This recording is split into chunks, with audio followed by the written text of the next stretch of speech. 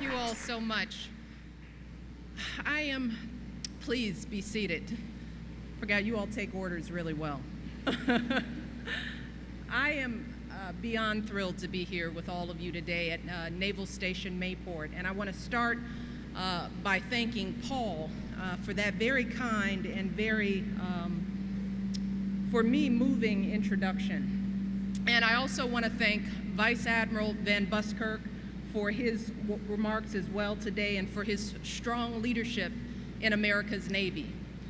And I also want to recognize a couple of people who were here, Representative Brown for her service. I understand the mayor here is here as well.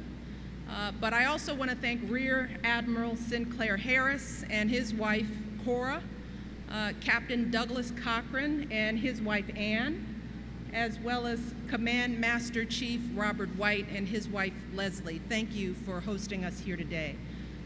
But most of all, I want to thank all of you, our extraordinary men and women in uniform and veterans, and your extraordinary families.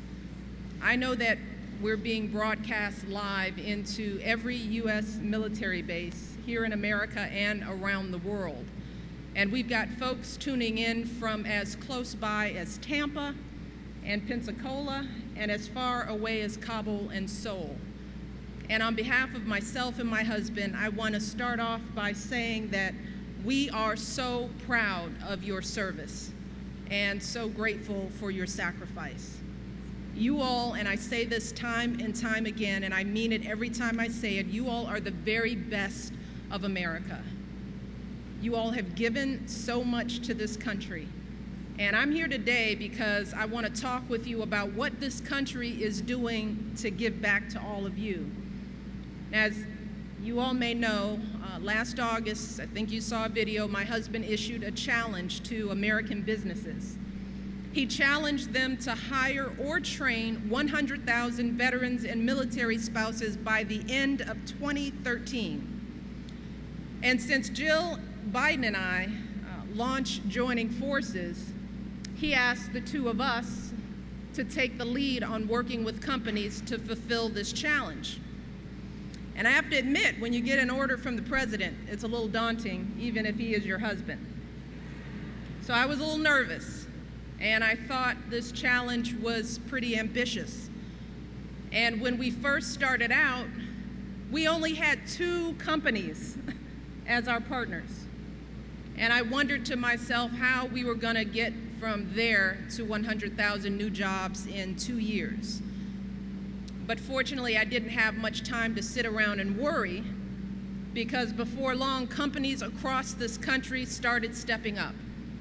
Big companies like Siemens and Sears, small businesses like tech startups and restaurants and transportation providers. And soon, those 2 companies became 20, and then 200, and then 2,000. And by mid-March, these companies had already hired 50,000 veterans and military spouses. By mid-April, it was 60,000. By May, we had 80,000. And today, I am so proud to announce that these 2,000 companies have not just met our challenge, they've exceeded it. As of today, they have hired or trained 125,000 veterans and military spouses. 125,000.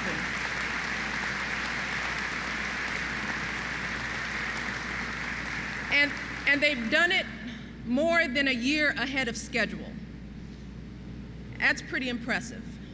And it would be understandable if these companies just stopped now and patted themselves on the back for a job well done and called it a day.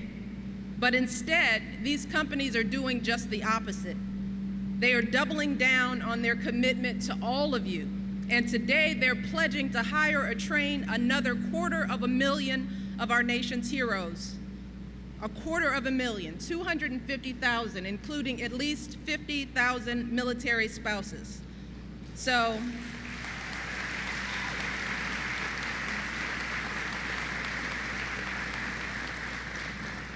I want to send a very clear message to the men and women who are wearing or who have worn our country's uniform and to their spouses. When you have finished your service to our nation, you have got 2,000 great American companies ready and waiting to bring you on board. Because the truth is, they know, they've learned what you all have to offer. And I can't say this enough. These companies are not making these commitments just because it's the right thing to do, which it is. They're doing this because it's the smart thing to do for their bottom lines. I think the CEO of Sears put it best when he said at one of our events, and this is a quote, he said, "The men and women of our military, their spouses and their families are some of the most gifted, talented employees that we have in the company." That's what he said based on his experience. And that's a story that we have heard thousands of times over, because these companies know that if you can repair a helicopter engine in Mayport, if you can coordinate thousands of pounds of supplies being delivered to villages across Afghanistan, then clearly you have what it takes for a manufacturing or a logistics job right here in the US. If you can work with sophisticated radars that guide high-speed missiles into other places, outer space, if you can operate complex communication systems from a tent in a desert, then clearly you're ready to succeed in our high-tech industries here at home. If you can work with people from all different cultures and backgrounds, if you can lead dozens, even hundreds of your peers in life or death missions, then clearly you've got the management and interpersonal skills that we need in every sector of this economy. So make no mistake about it, you all have the talent, you've got the training and the experience to lead America's economic comeback.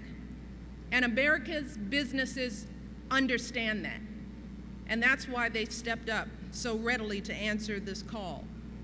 That's why they're hiring folks like all of you every day all across this country. And that's part of the reason why the unemployment rate for veterans has been dropping. And so far this year, the number of unemployed veterans is nearly 20% lower than it was a year ago. So we are moving in the right direction, but let's be very clear that we are nowhere near where we need to be, nowhere near. When it comes to employment for our veterans and military spouses, we have still got a long way to go. So while our businesses are doing their part, and my husband is making sure that our government is doing its part as well, that's why he proposed a Veterans Jobs Corps, investing $1 billion to help our veterans become police officers, EMTs, and other jobs serving our communities here at home. And last year, he signed 2 new tax credits to make it easier for businesses to create jobs for veterans, including wounded warriors. And he's fighting to extend those credits before they expire at the end of this year. And to make sure that you all know about all the jobs being created, we work with companies like Google and LinkedIn to create the Veterans Job Bank.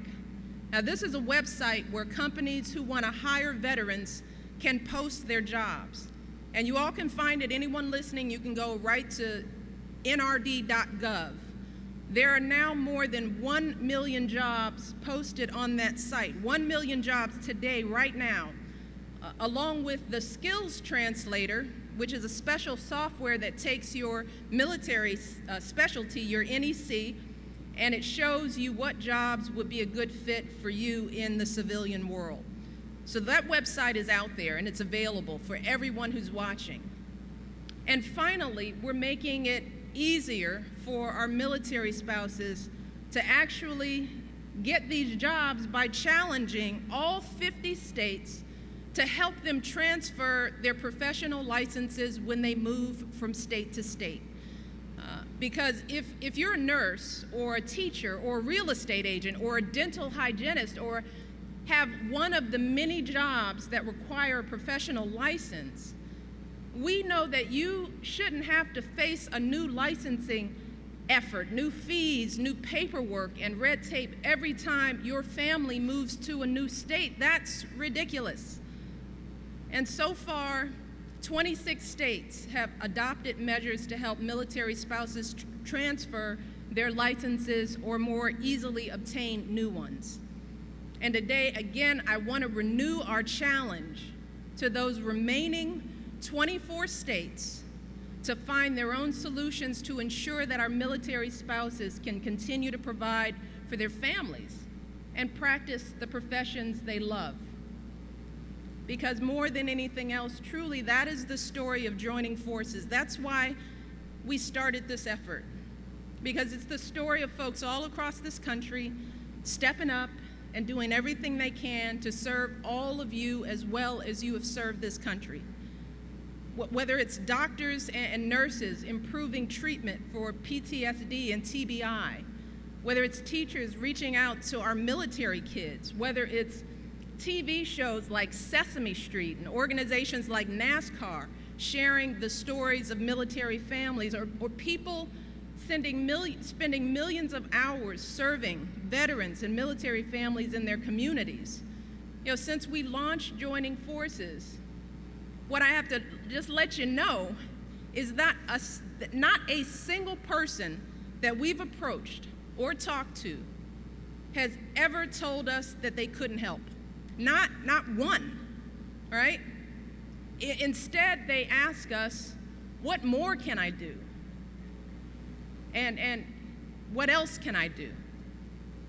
And every day we're seeing the impact of these efforts in communities across the country. You know, in the military kids whose teachers finally understand what they're going through. In veterans who are finally getting the quality care they've earned. And today we're seeing it in 125,000 men and women who have the jobs and the training they deserve. 125,000 people who are providing for their families and contributing to our economy and continuing every day to serve the country they love. And this is just the beginning. We are only scratching the surface. We're just getting started. And we're not going to stop until all of our veterans know that when they hit that job market, their skills will be rewarded.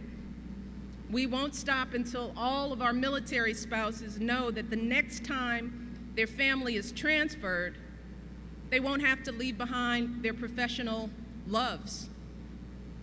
And I won't be satisfied, nor will my husband, until every single veteran and military spouse who wants a job has one. All of you deserve nothing less, nothing less. So today I want to once again thank you all. Thank you for your service to our country. You all make us so incredibly proud. So let the work continue. Thank you all. God bless.